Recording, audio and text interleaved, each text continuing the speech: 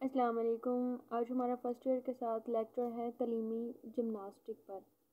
तलीमी gymnastic असल में यूनानी इस्तिलाह में देखा जाए तो ये लफ्ज़ जिम्नेज़म से निकला है, जिसके मानी बरहना हालत यानी नंगा हालत के हैं। ठीक है, इसीलिए ये जो बनाए हुए होते हैं हॉल वगैरह कमरे होते हैं जहाँ पर ये एक्टिविटीज़ होती हैं उनको जिम्नेजियम कहते हैं।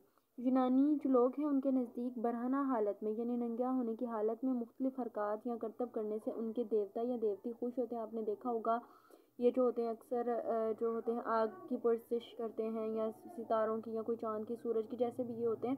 ये या आपने हिंदुओं को भी देखा होगा, भगवान को भी जब उनके सामने वो करते हैं तो उनके पौधरी वगैरह जो होते हैं उन्होंने ये नीचे सिर्फ वो तहबंद पहना होता है या इस तरह वो ऊपर से उन्होंने शर्ट वगैरह नहीं पहनी होती। वो नंगे होने की हालत में उनको ये लगता है या वो ये समझते हैं कि उनके जो देवता देवती जो उन्होंने बनाए हुए होते हैं वो उनसे खुश होते हैं। इसी मुनासिबत से जिम्नास्टिक को नेक्ड आर्ट और यानी फ़न का नाम दिया गया है। ज़माने की तरक्की के साथ साथ इन हरकत की अफादियत बढ़ती गई और उन्हें खेलों की तैयारी खुसूसन एथलेटिक्स की बुनियादी महारतों में बढ़तरी हासिल करने के लिए इस्तेमाल किया जाता रहा और बाद अज़ां इन हरकत को जिम्नास्टिक का नाम दे दिया।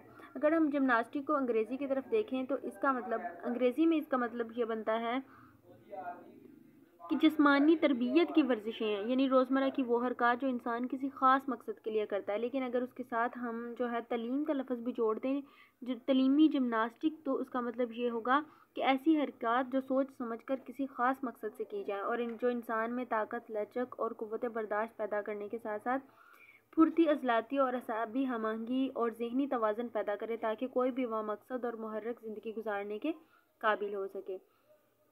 उम्दा कामत और चुस्त हरकत का दारोमदार बहुत हद तक मजबूत और लचकदार जिस्म पर होता है। अगर आपका जिस्म मजबूत होगा तो आप जिम्नास्टिक की एक्टिविटीज़ उतने ही अच्छे तरीके से कर सकेंगे। ठीक है, उसके साथ है कदीम ज़माना में यूनानियों ने ही सबसे पहले जिस्मानी तालीम की अहमियत को तस्लीम किया और ऐसी वर्जिश गाहें तामीर की जहाँ लड़के लड़कियाँ मर्द और ख़वातीन वर्जिश के ज़रिए अपने जिस्म की हमआहंगी और तवानाई की महारतें हासिल कर सकें। यानी उन्होंने जो बनाए हुए हैं जिम्नेजियम बनाए हुए हैं, जिम खाने बनाए हुए हैं जहाँ पर लड़कियाँ भी जो हैं वर्जिश करने जाती हैं, इस तरह लड़कों के लिए भी उन्होंने बहुत सारे ग्राउंड्स, जिम्नेजियम और ये जो होते हैं जिम खाने बनाए हुए होते हैं।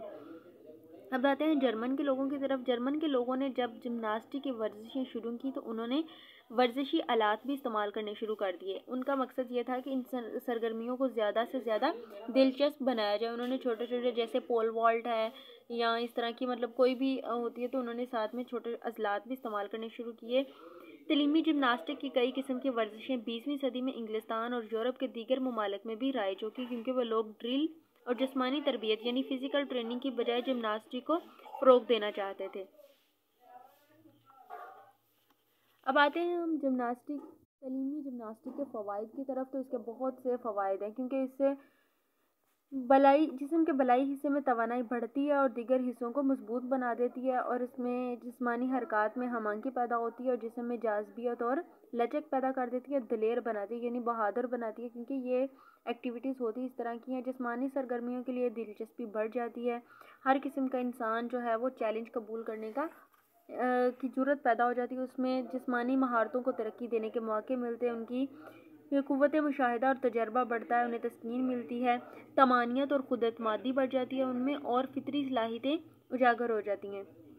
इसी तरह उनमें शर्मीलापन जो होता है वो ख़त्म हो जाता है, खुद एतमादी आ जाती है, अपने आप पर काबू पाने की अहलियत बढ़ जाती है। इसी तरह जिम्नास्टिक वल्वला पैदा करने में अपना जवाब नहीं रखती। तलीमी जिम्नास्टिक की मशकों में जिस्म को धकेलने, खींचने, उछलने, कूदने, ऊपर चढ़ने और भागने वगैरह की मशकें कराई जाती हैं, जिसकी वजह से उसका जिस्म मजबूत हो जाता है और उनके अंदर जो है बहादुरी आ जाती है।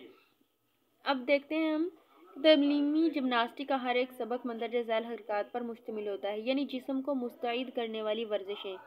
वार्मिंग अप यानी खेल करने से पहले जो अपने आप को थोड़ा सा वार्म अप किया जाता है, जिससे बॉडी को गर्म किया जाता है।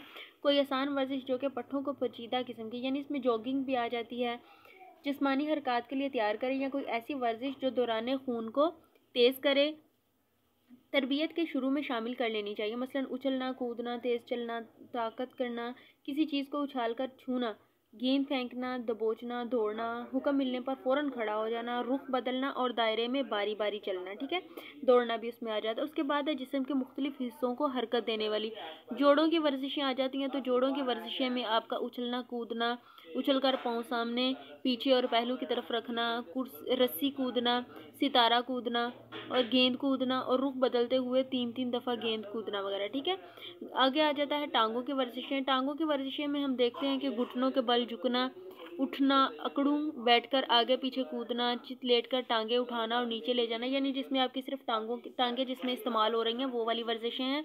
उसके बाद है कंधे और बाजुओं की वर्जिशें, तो इसमें आ जाता है बाजू को कोहनी पर मोड़ना और बाहर की तरफ फैलाना, दुजानों बैठे हुए बाजू दायरे की शक्ल में घुमाना। ठीक है, और बाजू ऊपर पहलुओं की तरफ उठाना, कभी साथी की तरफ फेंकना, साथी की तरफ पकड़कर उसको खींचना। ठीक है, जैसे हम एक गेम में आपको इसकी एग्जांपल दे देती हूँ, किकली वगैरह नहीं डालते होते बचपन में। उसके बाद है दड़ के भलाई हिस्से की वर्जिशें, इसमें सर और गर्दन भी शामिल है। सर आगे पीछे और पहलू की तरफ करना, यानी इधर उधर मोड़ना, झुकाना। ठीक है, ताली बजाना, ये सारे इसमें आ जाते हैं। उसके बाद आ जाता है पेट की वर्जिशें। पेट की वर्जिश है चित लेटे हुए, यानी सीधा बिल्कुल लेटे हुए, टांगे ऊपर उठाना, चौपाया खड़े हुए, बारी बारी दोनों टांगों को पीछे फैलाना। उसके बाद है झुककर सामने ज़मीन छूना, यानी आगे की तरफ झुककर। उसके बाद है दोनों पाँवों के दरमियान हथेली की पुष्ट से ज़मीन को छूना। ये आपको शक्ल भी बनी हुई है किताब पर, आप तस्वीर देख सकते हैं। उसके बाद आ जाता है पहलू की वर्जिशें। ये है दड़ पहलू को झुकाते हुए हाथों से टखने को छूना, यानी बिल्कुल सीधा खड़े होकर फिर आगे की तरफ बेंड होके अपने टखने को छूना। ये तस्वीर आप देखेंगे तो आपको मुकम्मल तौर पर इसकी समझ आ जाएगी। उसके बाद है तवाज़ुन की वर्जिशें। तवाज़ुन का मतलब ये होता है कि अगर आप सीधे खड़े हुए हैं तो आप जो है लड़खड़ाएं ना, मतलब इधर उधर ना गिरें बल्कि सीधे रहें। ऐसे बचपन में इस तरह भी होता था कि हम जो है किसी दीवार के ऊपर चढ़ जाते थे जो बहुत पतली होती थी, जिसके ऊपर हमारा सिर्फ एक पाँव आ सकता था, दोनों पाँव एक साथ नहीं आ सकते थे, हम उसके ऊपर चलते थे। ठीक है, इसके आ जाता है कि आगे पीछे उछलना कूदना, एक टांग पर खड़े हुए दूसरा घुटना उठाकर दोनों हाथों से टांग को थामना, पंजों के बल लकीर पर चलना, एड़ियों के बल चलना, सामने बाजू जलाते हुए एक टांग उठाना, बेंच पर चढ़कर आगे पीछे और पहलू की तरफ कदम लेना। उसके बाद है लटकने की वर्जिशें, यानी बीम से लटकना, जिस्म को आगे पीछे या दाएं बाएं चलाना, पहलू की तरफ हाथों के बल चलना, जिस्म को बीम के ऊपर की तरफ थोड़ी तक उठाना, रस्सी पकड़ते हुए ऊपर चढ़ना, नीचे उतरना या झूलना। उसके बाद आ जाता है जिस्म को लचकदार और फुर्तीला बनाने वाली सरगर्मियाँ। बुनियादी तौर पर ये वर्जिशें चटाइयों, बंचों और फर्श पर करवाई जाती हैं ताकि जिस्म में कामलियत, हमआहंगी और लचक पैदा की जा सके। ठीक है, इसमें कलाबाजी, यानी जिसको हम फ्रंट रोल या फॉरवर्ड रोल भी कहते हैं, बैक रोल या बैकवर्ड रोल। उसके बाद हाथों के बल पहिए जैसा चक्कर या पहिया चक्कर चलना, दोनों पाँवों से कूद कर कलाबाजी लगाना। ठीक है, उसके बाद आ जाता है इसमें dive roll, spring roll, head roll लड़कों के लिए मौजू हैं। मखसूस निशान पर खड़े होकर आगे छलांग लगाना, यानी स्टैंडिंग लॉन्ग जंप जिसको हम बोलते हैं। उसके बाद फ्रॉक जंप, मेढक कूद। ठीक है, हैंड स्टैंड, हाथों के बल खड़े हो जाते हैं, हेड स्टैंड, सर के बल खड़े होना। उसके बाद फॉरवर्ड बैकवर्ड रोल, बनी होप, बंच पर खरगोश कूद। ये जो है आप बंच के ऊपर चढ़ के, या जैसे हम छोटे स्कूल में पढ़ते थे तो वहाँ पर डेस्क वगैरह होते थे, उनके ऊपर चढ़कर जो है आगे पीछे इधर उधर होना। ठीक है, ये सारी जो है हमारी सरगर्मियाँ हैं जिनकी वजह से हमारा जिस्म जो है वो हरकत में आता है। खुदा हाफिज़।